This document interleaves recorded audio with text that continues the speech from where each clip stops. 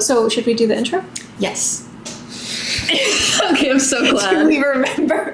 Hi, my name is Whitney. Hi, my name is Cheyenne. And we're at the round table today. So pull up a chair And join the Mindful Myriad. Today we're going to start off with the history, different celebrations that hosted around this time of year. Two in particular that are followed in the wheel of the year. It's like a pagan tradition celebrating cyclical nature, the seasons. There's a total of 8. We're going to cover 2 today. So the official start of spring is held on the equinox, and it's known as Ostara. Ostara starts off spring and also the astrological new year. We get Aries season. And I consider that to be like my new year. A good time to get a head start on stuff. You actually have the energy to follow through on all those plans you made back in winter, aka January 1st, the fake new year. Ostara might sound familiar in name because it sounds a little bit like another holiday celebrated in April. A lot of people attribute the name Ostara to It's a goddess, right? She's a goddess. She's associated with bunnies and birds. And so if you ever know a holiday with bunnies and eggs and colorful florals, apparently associated with Easter, but there's been a lot of debate that that's actually kind of like a newer way of interpreting. And it's just like, that's not. But it works. You know, there is that association, but it's not proven that it originated from this goddess. Right. Well, and I do know too, like a lot of Anglo-Saxon Christian practices were kind of To get people to convert. help indoctrinate them. Yes. I don't want to sit here and say that the intention was all bad. There was some slaying and some... I'm doing my best to assume the best and putting personal biases aside and all of that. Assuming the best, looking at somebody else's practice and then looking at your own and seeing similarities is a nice way to connect with somebody. And focus on the commonality. But to see their tradition, think and scheme of ways to manipulate them is a little different. We weren't there, but we know the history. Ostara itself, as a pagan celebration, it is associated with like renewal and your intentions starting to take root. Do you know the name for those little leaves that come out before your true leaf? No. The little leaf, but not the true leaf, just the little baby leaf. Little baby leaf. But basically, it's about seeing your intention start to take form and having the energy to keep that momentum going. I read somewhere that as part of Ostara, they would do like an egg spell. And so you would have an egg. You would speak into it or you would decorate it. You know how people dye eggs and stuff? Yeah. Very commonplace. People would do it in honor of her. in honor of her, yes. You would put your intention for the year and your well wishes, basically trying to do somewhat of a protective spell, but also an abundance spell. We're both kind of common. I want this to manifest into something greater for me throughout the year. Focus on the little egg and then you bury. And there's this theory. Okay. That's where the original egg hunts came from, because whenever people were trying to drive out pagans and pagan beliefs, they would encourage young children in the church to go and find the eggs and collect them for a reward. Yeah. Oh no. So their sacred spells became part of a children's game. Where if you fuck up this person's ritual, I'll give you candy or coin. Okay, so that thing I said earlier about assuming the best. See, this is a theory. I can't find multiple sources to confirm it. Read it one place and I was like, I can believe it. But that's the thing. It's unfortunate how like easily believable that is. I mean, the Catholic Church, they've done a lot. Yeah. But she was also a goddess of like the moon. And you know, bunnies are associated with the moon. I never knew that. I wouldn't associate it with the moon initially, but it kind of makes sense in my head. They seem But very more so, like, feminine. Yes. It's the hopping one? Yes, it's the hopping. There's like a myth in Japan where like a bunny and the moon are together. Aww. That's where I associate it. So that's Ostara. I've celebrated these for the past 2 years. And so this is basically just my interpretation. I think that they're really fun. It's a nice way to really honor how you are moving through time and space. Just paying attention to these like actual events of the spring equinox, solstices, and so on and so forth. Like these are objectively happening, but you can assign meaning to them to make life more whimsical and fun. I like to live in tune, but like I like the natural order of things, but like actual natural. Nature's animal. Yeah, nature's like, you know, cyclical. Right, like the moon phases and like equinoxes, solstices. People are like, oh, you're gonna listen to the stars and you're gonna look at the moon. Those are things that I can see every day. That consistency and that comfort, I think, helps. Exactly, and it very much is like cycle, which is egg. Hell yeah. So that's on the spring equinox, right? It's usually the 21st. It's one of those ones that fluctuate March. Yes, that's right. We also have Beltane, also known as May Day. It is the midpoint between the start of spring and the start of the next season, summer. It's not associated with a astrological, I'll call it an event, like the equinox or the solstice. Right. It is just in the middle. In the mid. It's called May Day because it's celebrated on the 1st. It's one of those Celtic holidays, I believe. Yeah. You have the energy to just like keep going, as we talked about in Ostara, and now it's reached kind of a boiling point. This is associated with like fertility. It's just like a lot of like intensity. Yeah. Whenever people celebrate it, they do the maypole thing, which is a fertility rite, rolling around in flowers. This is kind of like spring is here to stay, and there's this really big surge of vitality. I have written here, bitches be fucking. A lot of animals are mating at this time as well. And I know we talked about it a little bit in Valentine's Day, but like for sure in Beltane. I do remember May Day is the maypole because May 1st is like the pole. Oh yeah. I didn't remember it was a fertility. Yeah, because they crown the May Queen. And then there's like another competition that involves the men where he's crowned the Green Man. They go together and they have their own fertility rite, which is, again, ancient, cool,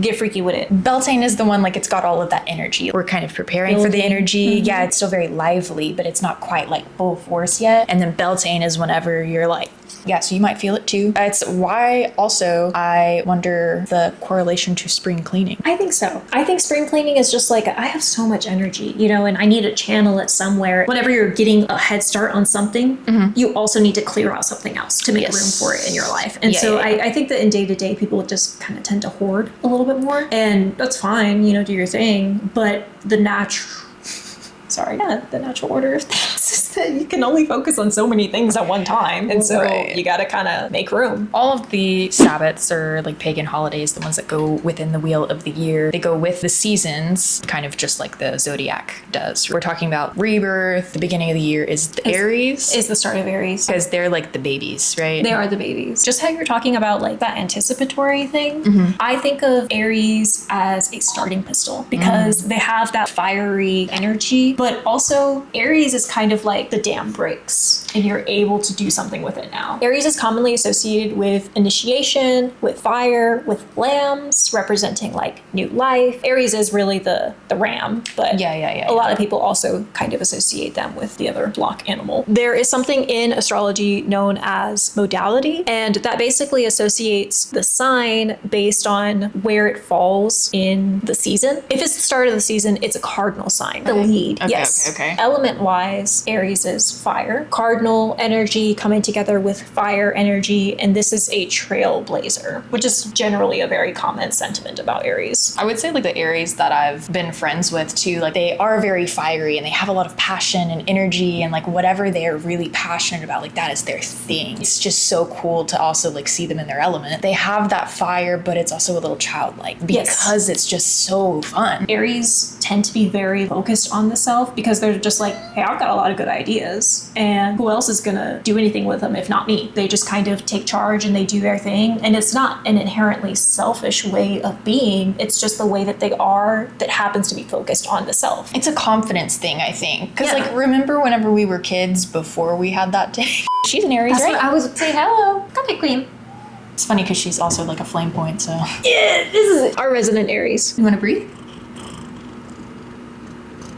My sweet Aries baby. So if you ever need to think about an Aries, you got Green. Little face. Thank you, Green. Goodbye. And they have just so much like interest and like, I don't want to say zest for life because that sounds stupid, but If nothing else, it's accurate. There's this theory too in astrology that like each sign represents a different part of your life. In the natural charts, Aries is on the ascendant. The ascendant is kind of like the moment that you burst into the physical realm. It's like this severing, because Aries is ruled by Mars and Mars is a cutting energy. Severing of yourself from the mother, from the collective of Pisces. You become your own physical form and you learn to explore that form in Aries. And then you're like, oh shit. I am a physical, vulnerable form. How, dear God, can I get that sense of stability and security back that I once had whenever I was at one with everything back in Pisces? Right. So Taurus is about, fuck, I need to feel that safety net again. I just think that's so interesting from like a child psychology astrology perspective. That's why I really love astrology. During this time, Aries season, even if you're not in Aries, you feel this energy. And this is my theory on astrology, is that like the different combination of light that we receive and the temperatures that we experience and time in the vegetative cycles that we're doing influence the way that we experience life. And so someone born during a season where it's bright, there's so many flowers around and there's bright colors, much to explore, and you don't have to stay inside, is probably going to be someone who is very open to that sort of thing. Regardless, that kind of combination of factors is what creates Aries season. So you may feel a little bit more drive and passion coming back in full force because you're able to do springtime planting, you're able to see the wildflowers blooming. Like there's so much beauty to be seen around you. You are feeling reborn, you know? Yeah, previously, we've had winter and then we've had it thawing. It's been thawed.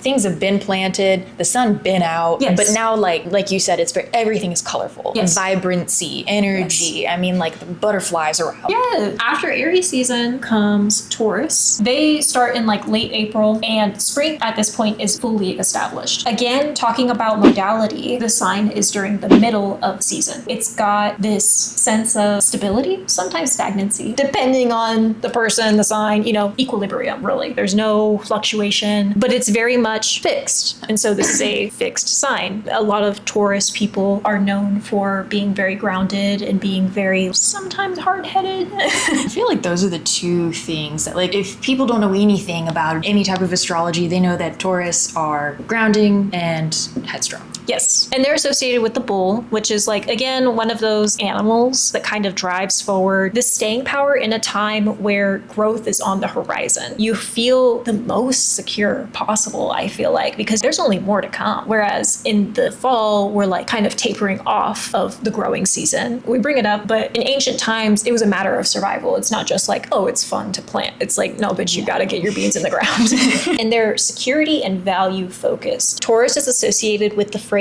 I have, and it's about this sense of security either through values you possess or valuables that you own. Being an earth sign, it's associated with like material things, the material plane. There's like this kind of oversimplification of Taurus energy where they consider Taurus to be materialistic. But Taurus is about security, the tangible, the senses. Oh, they love to eat and they love to relax and they like bubble baths. And I'm like, yeah, girl, like who doesn't like that? Exactly. Financial security is really a big one. But you also have like relationship security. You have like housing security. There's so many different things. Having a secure and stable support system is really important. Whenever people are kind of like, oh yeah, Taurus, so material. It's not necessarily material, but it's physical, tangible. Ruled by Venus. Venus is the planet of love, creativity, expression, art, and connection. All of those factors combined kind of lends Taurus to this unique position of sensuality in the truest sense of like feeling everything. Oh, food is a big one too, about security. That association is not wrong, but it's reductive. I feel like that happens with all of the zodiac signs, right? Virgos, we always get like, oh, so you worry a lot. You're meticulous.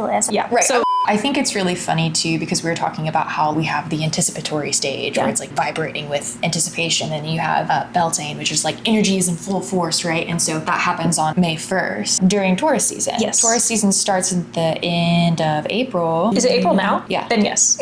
And so we're talking about all this energy, right? I'm not saying that Tauruses can't be energetic. That's not what I'm saying at all. But they have a more steady energy, less frantic, keeping you stable. And the people who I've met that are Taurus, I always think like they know a little bit more about themselves than I do. They can be in their body a little bit more than most people. And I find that really like, I find it admirable. Yeah, exactly. Because it's really hard, you know? Experiencing Taurus season is kind of in this time whenever we're basking in the sun's increasing rays. Days are getting continually longer up until summertime. You know that more is yet to come. You're taking your time to get your feet firmly planted, and everything is going to be provided for you. And you have like this sense of trust. Again, I believe this is because Venus rules this time of year, and Venus is a benevolent planet that lends good fortune onto native or whatever. And so they just kind of have this semi-optimistic way about them because things have always worked out semi-optimistically. I do think they have that mixed with a little bit of realism, Yeah, because of being the earth. realistic. Yeah, where Taurus is very like in the physical realm, Pisces is very in the spiritual realm. So I feel like they would have similar but Yeah. yeah.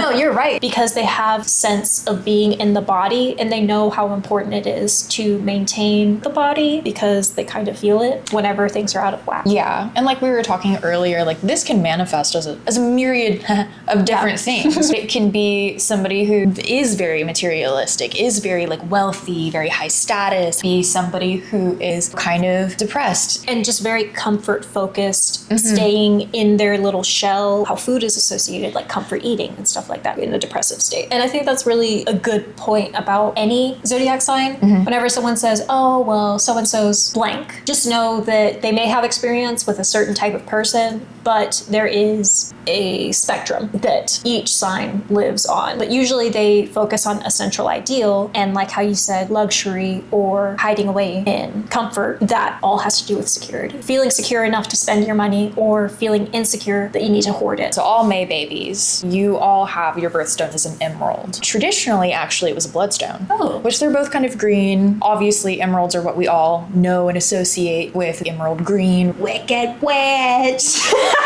Me doing this knowing that you don't know it. But yeah, like the Emerald City in the Wizard of Oz, Yes. right? It's rich, it's very like high status. Yeah. I do think that emerald is a very Taurus stone because ladies who want emerald rings, it's, oh, I have an emerald. Like they are pretty coveted. They're more rare than diamonds. High quality diamonds and then like ones that we use for like industrial purposes Right. are completely different. But put those together and you have a heck of a lot more diamonds than you do emeralds. That's fair. Right. Emeralds come in either gem quality or they come in tumble quality. Also, you can find them sometimes as raw specimens. But you can see that column of emerald, right? And then you see the little bitty pieces next to it. This is emerald in its host rock, right? Also, I think it looks cool like this. I typically do have a few raw specimens of different things, but emeralds, like you saw, they grow in a hexagonal shape. Emerald is a type of beryl. Beryl is the family that has aquamarines. So they grow in the same shape. You also have morganite, which is a pink stone. It's more rare, I believe. Very pretty. Emerald gets its color from chromium or vanadium, but chromium is the same thing that makes rubies red. Rubies will glow under UV light, emeralds do not. Iron adds the blue color for aquamarine or the yellow color for heliotropes. It's called Heliodor. You also have manganese, makes it pink for morganite. And then you also have a pure type of beryl that's like super rare and it's called goshenite. It's like basically like a white clear kind of thing. That's the beryl family. Not only are they for May babies, emeralds are also for the 20th and the 35th wedding anniversaries. Oh. As like presents. Yeah. Emeralds in rings, I am fine with them. I have a couple Caveats. caveats, yes. Emeralds and other beryls, they are hard. On the most hardness scale, right, going up to 10, 10 is diamonds. That means if you are at 10, you can damage 10 and also anything else below that. So like our fingernails are like 3 or something like that. Something like an emerald, they are very hard, so they are slightly resistant to scratching, but they're not very tough. And so that's the only reason that I don't typically want to suggest an emerald in a ring. Toughness and hardness are different. Hardness is how it's going to scratch. Toughness is its resistance to impact. Emeralds are obviously, they're a higher price point, right? So that's part of it. And there are other green varieties that you can do that can kind of symbolize an emerald, but isn't the same color, right? There's like green sapphires, there's green tourmaline, there's green garnets. They are different, okay? Emeralds are coveted for their color. In the theme of spring, this is where all of the green is coming. Yes. This is whenever it's all just like pouring out. And so linking with Taurus, it's lush, it's luxury, it's status. I do imagine that their toughness makes them even more coveted because like they have to be treated with a bit more care. The hexagonal growth, it's very brittle. Yeah, that's what I was imagining is like the difference. How emeralds started is they were originally found in Egypt. And it was something like 330 BCE. I know. So they're Wait, like 330? 330. Emeralds are almost 3 billion years old. That's crazy. That's another reason I love rocks. Yeah. Rocks have been here forever. I'm using rocks as a simplified term. There's rocks, there's minerals, and I'm gonna say rocks. Rocks hold literally so much history. But yeah, so these were originally discovered in Egypt. They were actually a favorite of none other than Cleopatra herself, which I think is funny because we talked about her in the last episode with roses. Yeah. Cleopatra is another one of those that I think of with emerald because she was a boss. She's a boss lady. You know, so she would wear all kinds of adornments with emerald in them. They would also be in these really elaborate burial rituals. Egyptians, I think, are pretty well known for being buried with their physical possessions, right? I wonder, too, how many emeralds got lost in that. The Incans, and especially Incan kings, they would use them in religious ceremonies. Conquistadors come over. They plunder around like the 6th century, right? They valued gold and silver much more because it was shiny. They would trade it a lot with Europe and with Asia, especially like high-ranking like nobility. They would trade these beautiful gems, and Europe and Asia were like, wait a minute. What is this? That's how it started to get spread. Now, mines, Colombia is the biggest one. I think that people typically think of. Brazil is another big one. But a few years ago, Zambia got really big. So they found a couple emerald mines there. Yeah, I think that it's fun that you're like up to date on mines and shit. You know, Pliny the Elder, who's a really popular Greek philosopher. He's a prominent Greek guy. I've heard him called Pliny. Pliny. But I don't know if that's right. People also say Pliny. Arkansas. So Arkansas. Actually, so emerald, the name emerald comes from the Greek name for green. Oh. Which is this. Huh? Smaragdus? Is this Greek? Yes. I don't know that it's going to be pronounced that way because I know Greek's got some odd. Right. Smaragdus. Shut up. How the fuck do you get Exactly. Emerald, smaragdus. I think just the yeah. So it comes from that word for because that means green. So now I know how to say green in Greek. The Elder, that guy, he wrote a really well-known book that everybody knows, and I don't remember. He wrote in his book about emerald that they were restorative to the eyes. They were really comforting and removed weariness. Actually, studies have shown that green does reduce eye stress. looking at green? Mm-hmm. Okay. So that's why I wonder if that's another reason why plants in your space helps your mood, but also your eye strain. I really need to put more plants around my desk. But the other cool thing that I found, and I don't remember if it was Greek or Roman, but a lot of times lapidaries, which are people who cut and fashion gemstones from raw, they would keep emeralds on their workbenches while they worked, like so that they could look at it in between working or like after working, and then after their workday they would just go and like stare at it, look at it for a little bit, which that's funny. Me in another life. Emeralds have consistently symbolized new growth, new spring growth. We're talking about rebirth. Eternal youth. Okay. They also represent love and loyalty, resurrection, peace, and security. Metaphysically speaking, the most common ones that I found were that emeralds were helpful to see the future. Really? Especially if placed under the tongue. Is that safe? Don't eat or lick gemstones. Just don't do it. They would help people be prophetic. They would help to see through like lovers' deceptions. That's cool. Was another one. Yay. And so I also wonder the origins with that, because you're talking about like nobility and really high-ranking officials probably just have like an emerald in their pocket and it's like, you lied. They would also make one a really eloquent speaker. So I think with, again, nobility and everything, they are abundance, to gain riches, purportedly to help protect you from evil spirits. I wonder because of the green, because green has always been, I think, a very restorative color. Yes. But they were also once believed to cure diseases, specifically cholera and malaria. Amethyst help you not be drunk. Emerald help you not be choleric.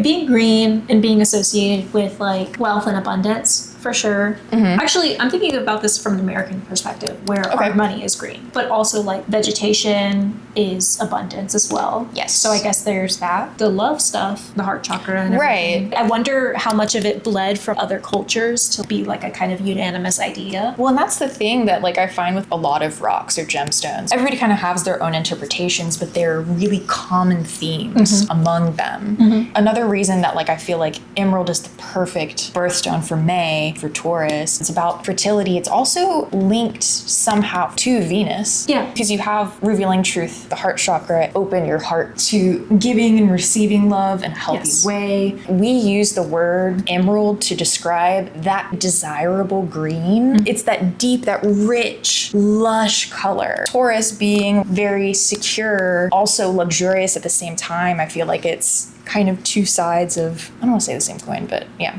Yeah. I don't know. Taurus just always gives me very emerald vibes. Emerald gives me very Taurus vibes in varying types of status and luxury, like we were talking earlier. My definition of luxury might just be that all of my meals will be there, my cats are okay, and that's what I would deem luxurious. Of course, nice big pretty house would be cool, but like that's not realistic. Maybe if I put emerald under my tongue, I can get... In my hallucination at night, I will get. Yeah. The saying, April showers bring May flowers. There are two flowers in particular that we wanted to talk about, narcissus and tulips. And we actually have some tulips here, part of the ambiance. They're hiding behind your head the whole time. Yeah. Bring them out. Bring them out. I would love to talk about narcissus, aka daffodils. Which we'll put a little picture. Yeah. I think they're such a cute and funny little... I love them. Yeah. For those of you who play Hogwarts Legacy, I'm pretty sure those are the ones, whenever you walk by them, they're like they just make really...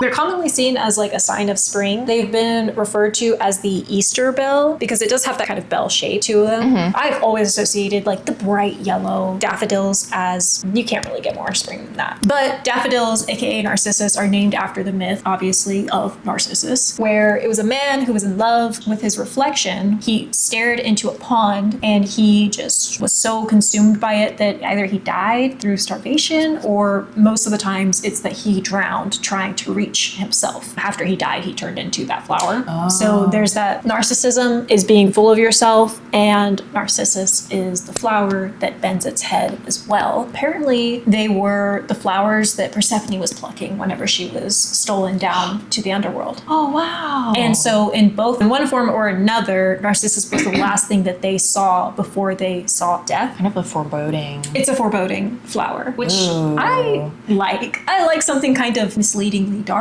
you know? Yeah. The white versions of daffodils, they're called dahlias, and they are notably grave flowers. Also, all daffodils have been kind of used as grave flowers because of that sense of misfortune and foreboding. Yeah. The fact that they hang their heads just kind of like on the verge of dying. Whenever I first found out about the story of Narcissus as a kid, I hated him. You did? Because, yes. I did not feel hated bad him. for that dude at all. I can't believe you're so full of yourself that you would sit there. Not really how dare you, but like, you think you're all that in a bag of chips? Right. You know, doing this today, I kind of think that it could be about self-love. Being so engrossed and in love with yourself, at the end of the day, that's who you're stuck with 100% all of the time. Yeah. How better to show reverence than to stare at yourself? I used to really just be like, man, this loser over here. I had always liked happy endings, and so I thought that was unnecessarily sad and stupid. But I can get it now with the self-love. I can think that. And with the Talia one, kind of having their heads bowed almost as in respect is what first came to mind, because she died for like a cause or something. She like sacrificed herself to be a tree. In myth, I don't know. In Percy Jackson, yes, she was saving other people. I mean, like, it is that self-sacrificial. I can see self-love for sure, but of course, too much of a good thing, you know. Narcissism, it's always a spectrum. It's always a balance. Caring way too much about yourself, yeah, that's a little bit too much. People who care too much about other people, it's okay to be a little narcissistic sometimes, which really that just means it's okay to put yourself first. And I think that ties not only to Taurus in that beauty, but also to Aries with like the headstrong, you know, ideals that they have focused on themselves. These are signs that can kind of embody the importance of tending to oneself. And like how you were saying with Aries, they're this very bright, energetic yellow, like a daffodil, but they also have been just recently severed. Dear God. From the only world that they have ever known.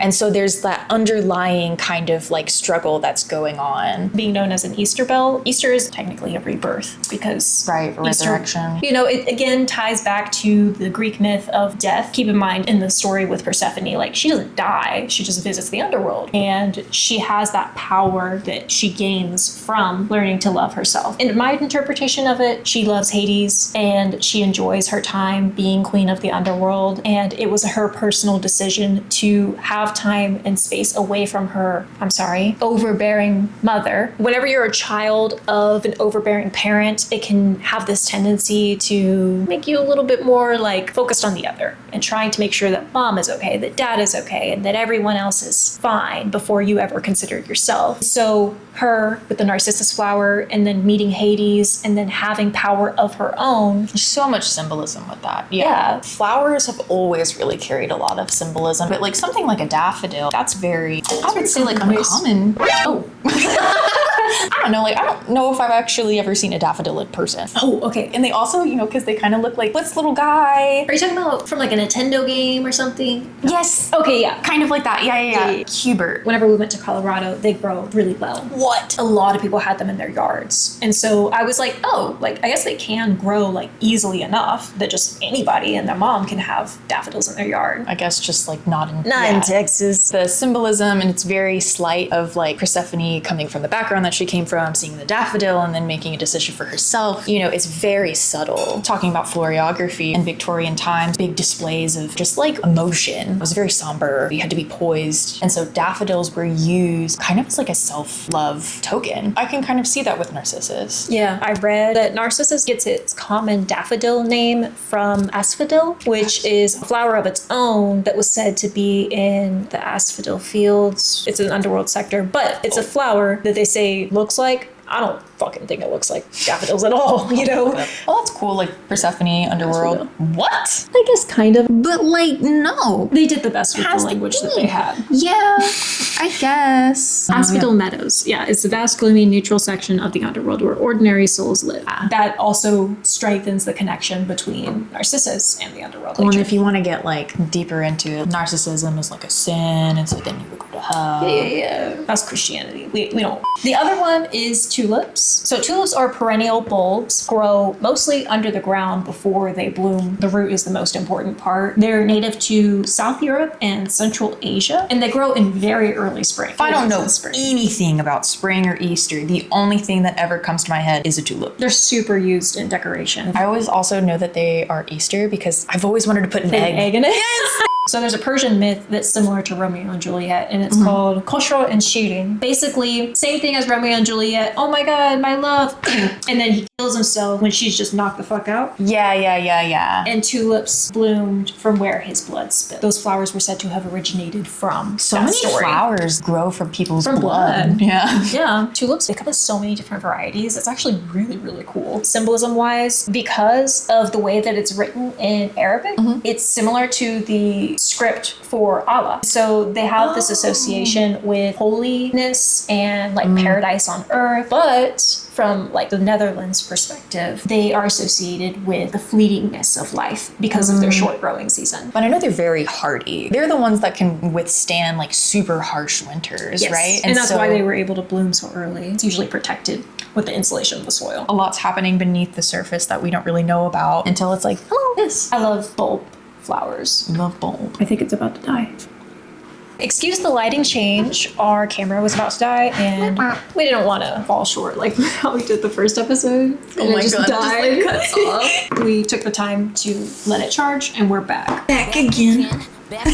Yeah, but we did want to talk about the wildflowers, right? That's where we left off. More important than just the Ornamental. You want to think about wildflowers that are native to your area. Not only do they grow better, they're adapted to the conditions in which they originated from, no fucking shit, the larger ecosystem, and help benefit the pollinators that are experiencing life in your area. Talk about like native flowers and pollinators like bees and butterflies, Birds.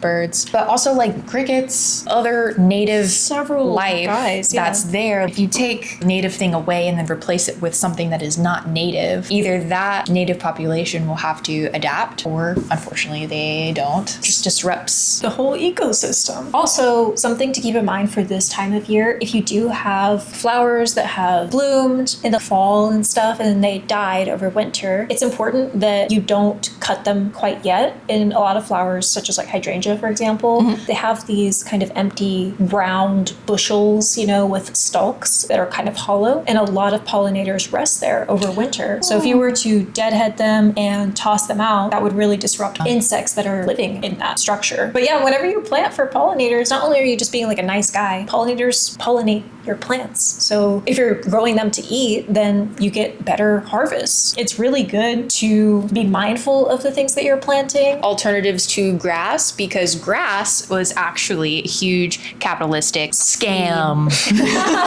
Now we just have all this grass and it dies all the time, and then we waste so much water trying to water it and bring it back. If you want an alternative to grass, you can do wildflowers, ivies, Low ground covering. Yes. Yeah, I will rocks. say. Yeah, you can even do rocks sometimes. I personally have dichondria. It's called pony's foot. It's really, really baby and sweet. And I have walking paths because it doesn't tolerate foot traffic really well, but I've planted my whole backyard with that and a series of wildflowers. There's no true downside to planting wildflowers, I would say. I don't think so. People say maintenance, people say upkeep, people say aesthetics, and I say get off your ass and do your part for the fucking planet. A lot of times gardening is purely for the aesthetic, and that's fine. You have a bunch of edible plants. I only have ornamental plants. Part of that is because of the space that I have versus the space that you have, but that's also just the plants that I like more. Also, if you have a bee allergy, Maybe avoid planting them next to your front door. yeah, like put them in like the back corner of your backyard. You don't have to baby it. I mean, wildflowers are wild. They're resilient. In some ways, they're a lot less effort. With the lawn thing, it did originate as like a way of flaunting your wealth. You're like, I don't have to use my land for anything useful. I can afford to use my land for nothing.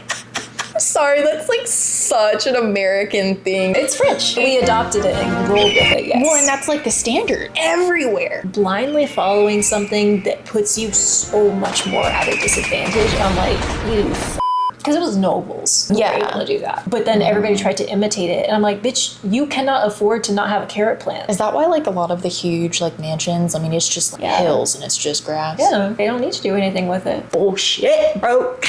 Do your part. Plant some wildflowers. And also, it's a really good way to celebrate. You'll get to see your wildflowers blooming, and it'll keep your reminder of the spirit of spring. Gardening isn't for everybody, right? But for those of you who say like, oh, I have a black thumb, oh, I have a black thumb, do you have a black thumb because you've been told that? If plants are something that you're drawn to, but you're like, ugh, I kill everything, there is something that you can keep alive. It's time, it's investment, it's a hobby. I think that because I definitely used to be like, I have a black thumb because You're crazy. Dude, do research. That definitely fucking helps. You just might not be educated enough and you're doing the wrong thing. The orchids, dude, the orchids, the plant obsolescence. They telling you to put ice cubes in a tropical plant. Don't. What the fuck? They're doing it to you. We don't fuck with ice, okay? None of them. Don't put ice in anything with any ice. plant. You know, sometimes it's not your fault. Sometimes they're setting you up for failure. Other times it's not your fault. You just haven't learned enough yet. And other times it's not your fault, it was the plant. Yeah, you get sick plants. Some Bugs seeds come in. come dead. Everybody says to start off with a succulent. I don't know about that. Especially if you're really overly attentive. I think a succulent is so easy to kill. You'll overwater it. Select a plant that you like, do a little bit of research, be honest with yourself about the care and maintenance, and go from there. Aloes are great starters. And I think that every house is better with an aloe. Just don't set yourself up for failure by not doing enough legwork. And have fun with it. Like, don't be scared to fuck up the whole time. Yeah, says us. We're gonna leave you guys with a tarot pool. Do I shuffle? Shower. Anytime like the cats are doing anything, I'm like, what are you doing? Okay, cut for me. Here, hold on. Let me hold it up so everyone can see. Cut it together. Oh, thank you. We reserve the right to not observe reversals. Here's our message for today. Eight of Cups. I've gotten this one myself, like very rarely. I get it on occasion. Anybody could look at this and be like, a journey. Yeah, for sure, journey. Yeah. He does seem to be walking into the light, which is good. I also know cups are associated with water, shit ton of blue. There's also purple, which to me indicates Spirituality. Yeah, intuition. There's also red, which can be like passion. Oh, and he's red. I think he's passion. Oh, and he's passion, and he's going on a journey is Aries. Yeah. I also think like it looks like he is going into the dark, into the unknown, into the subconscious perhaps, and then has the moon only to guide him. As his guiding light, yes. We're seeing the perspective of him walking away from whatever this is. Yeah, this opulence. He's got all these like beautiful chalices. The columns are super ornate, lush curtains. Grass and flowers Yeah. on the columns. The number 8 is significant because it's like obviously like the universe. Is considered a very lucky number Oh. and associated with abundance. 8 being kind of like 4 twice, 4 represents security, and I think 8 represents abundance, kind of like having enough to get by versus Just like being solid. Taurus, an abundance of security. Yeah. He's leaving his security. And I'm pretty sure this story is associated with him leaving behind riches in order to be pious. Because he's wearing just a very simple robe. He's not decked out. We don't see his face. We don't see his face. He does have like long hair, which to me kind of represents either a sage or someone who's not concerned with the concerns of this earthly realm. People are going to judge him for having long, unkempt hair. And he's like, okay, like I'm right with my God, whatever, because he's Moses. He leaves this life because he knows that it's only surface level, goes to explore something that is much more worth his time on an emotional, deep intuition, spiritual level, I think. The staff and his cloak are the only possessions he has. Because you see all these like dunes in the distance. That is like, I'm going to be out here for a while. I'm going to have to hold myself up. You have something to protect yourself from the wind, the sun, and then you have something to help you like walk. To hold you steady, like how you said the staff. Because it's wood, I associate it with earth, tangible. And so again, that is reminding me of like the staff is a good representation too of what I think Taurus would embody today. Like if staffs were still like a style icon thing. Dude, I love a staff. Yeah. Yes, I feel like this does represent a journey. You can see his footsteps too. Oh, yeah. Like it looks like this is high up and he went down. And that's what all of these are, is ups and downs. That's very much life. That's very much progress. One of those like, non-linear, tumultuous, that's part of it. But you got your stuff, keep you grounded, keep you going. Also, the cloak is security, stability and security, because like a safety blanket. Yeah. In actual terms, like deserts are really cold at night, so he does have that. I think that it's a good, prosperous, auspicious card. Speaking of Taurus, this to me is like everything will be provided. Yes. Be steady, strong and confident within yourself. Stick to your values. What you hold dear. Stay the course. Pretty sure this is Moses. It kind of seems to me like whatever guides you. I think that if there were a message to be heard from this card, it would be to be willing to venture out From your comfort zone. to see something that maybe was even better than you could have imagined, to have trust and to have faith and to know that you will be provided for. I do feel like that is a good thing to have in mind for yourself, because whether or not it's true, how you said earlier, your brain shapes reality. And so if you believe that, at the very least, you'll have a better time than someone who doesn't. There's the law of attraction. It really is like whatever you tell yourself every day, that is what will become your reality. Because that's what your brain focuses on. If you're a negative person, like your brain is primed for that. Your brain is primed to fall victim to confirmation bias. So if you always think this, you're going to notice that more. That's why certain law of attraction things work. If you have the impression that, oh, everyone's generally pretty receptive to me, you'll be more confident, ask more of the universe, more opportunities to have it be a win rather than someone who rarely tries. It's always difficult to know when you are in your comfort, healthy, doing new things, taking a leap, so to speak, in any type of way. It's scary and it's supposed to be. I'm a nervous Gervis, but whenever something scares you, stop and think about it. Why does it scare you? Does it scare you because it's new? Okay, that's one thing. But that's analyzing why should be a step. Yeah. And a lot of the times people just accept it and recoil, and they don't analyze like why are they recoiling and if it's truly necessary. Know when to leave your comfort and when you have outgrown your comfort and it's time to start anew.